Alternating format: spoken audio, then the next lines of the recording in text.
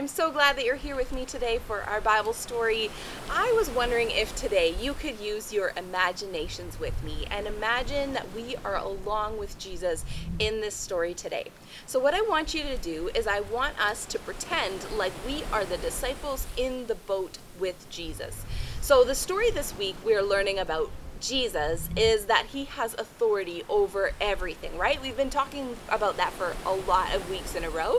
And so this is another way that we're going to see Jesus' authority over everything.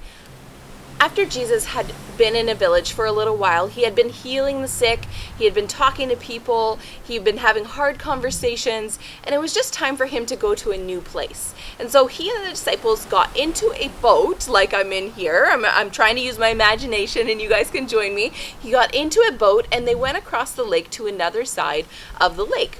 And while they were in the boat, something happened. But before we get to that part of the story, I want to give you a little bit of history of what these Israelite men would have learned. So the disciples would have grown up in Israel learning about who God is and what he's like from the scriptures. So they had the Old Testament, some of the books from that, and then they also had the Psalms that David wrote a lot of them. King David wrote a lot of the Psalms, and they would memorize those and learn about those so that they would know more about who God is and what he's like and what to expect when their expected Messiah would come. So today I wanted to read a couple of special passages from the book of Psalms so that just kind of gets in your head a little bit what would have been in the disciples' heads as they were out here on the water. So Psalm 89:9 says, "You rule the oceans. You subdue their storm-tossed waves." So they believe that about God, that God rules the oceans and that God subdues, he makes calm the storm-tossed waves. Psalm 65:7 says, "You quieted the raging oceans with their pounding waves and silenced the nations." So that's something that God does. God quiets the raging oceans and their waves. In Psalm 107:25, he spoke and the winds rose, stirring up the waves. So who's in control of the wind and the waves? God is. In Psalm 93:3-4, it says this, "The floods have risen up, O Lord. The floods have roared like thunder. The floods have lifted their pounding waves. But mightier than the violent raging seas, mightier than the breakers on the shore, the Lord is mightier than these." So these are things that these disciples would have known about God. They would have believed these things that are true about God. And many of them had been fishermen throughout their lifetime. So they would have spent a lot of time out on the water. And that part about God being out in the water and controlling the wind and the waves was a really, really important part of their faith and believing that God was there with them in that time. Now, to our story of what happened in the story. So remember, you're with me here in your imaginations. We're on the boat together and we're going along. Everybody's in the boat and they're rowing and they're working together. Maybe they're having a good laugh and talking about some of the things that they've done together so far, some of the cool things that Jesus has done, and they're getting excited and they're crossing the lake.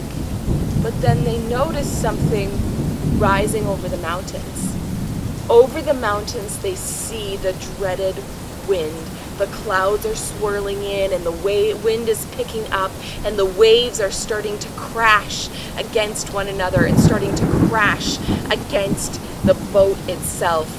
They could feel the wind and the waves just getting stronger and stronger over time, and they take their buckets maybe and they start unloading the water that has come in a little bit over the edges of their boat, and they're starting to get a little bit worried. I mean, remember, most of them had spent most of their life out on the lakes fishing, but this storm was really troublesome. They were really worried. They weren't a bunch of guys that weren't used to the wind and the waves, and the waves were just flowing and going and getting so big and so crazy. And guess what Jesus was doing during all of this? He had fallen asleep down in the boat and was sleeping as the waves got stronger, as the wind got stronger, as the waves crashed in and started breaking the sides of the boat.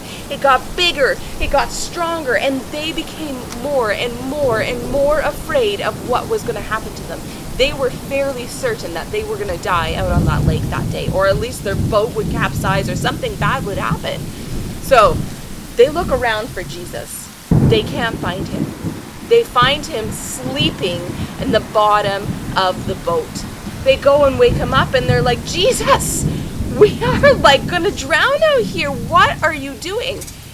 Jesus stands up and he says, you have such little faith.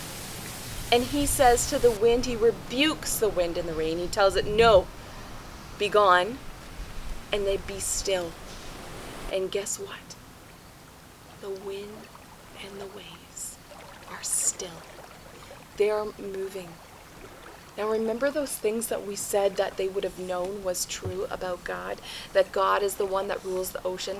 He is the one that subdues the storm-tossed waves. He is the one that speaks to the wind. He is the one that is mightier than any wave. Remember all of those things that are true about God? Now the disciples hadn't really put into their hearts yet or understood with their minds yet that Jesus is God, that he was God come to them as a human being. They hadn't put those pieces together yet, and they hadn't understood that. But in that moment, they knew that Jesus was really important, and something clicked for them. And they understood something different about Jesus, that he had not only the authority to heal people in their bodies and to make people well, he also had the authority over the wind and the waves. He had the control over all of those things. He is in charge of all things. You know what? Sometimes things in our world get a little bit crazy, and lots of crazy things happen with the weather or with people's health, but I want to remind you something that is true. Who is in charge? God is in charge.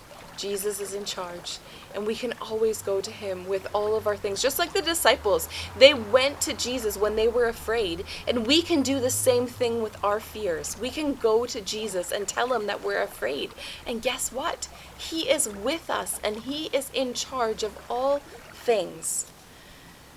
Wow.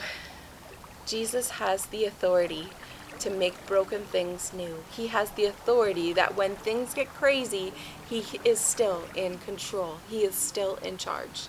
Those are important things for us to remember. Now, I don't know. When I use my imagination and I think about this story and myself being out on this boat, it's kind of crazy, isn't it?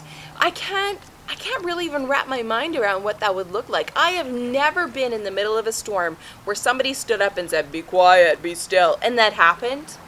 That's what Jesus did, and that was just amazing for those disciples to see. Well, that's all I have for my story today. I hope you guys have a great week, and thanks for listening. Thanks for coming out and using your imagination out here in the boat with me, out at nighttime. I'm out past my bedtime. Shh, don't tell. Well, you can tell, I guess. I just need to sleep in a little. I might get tired. Anyways, I hope you have a great week, everyone. I'll talk to you later. Bye.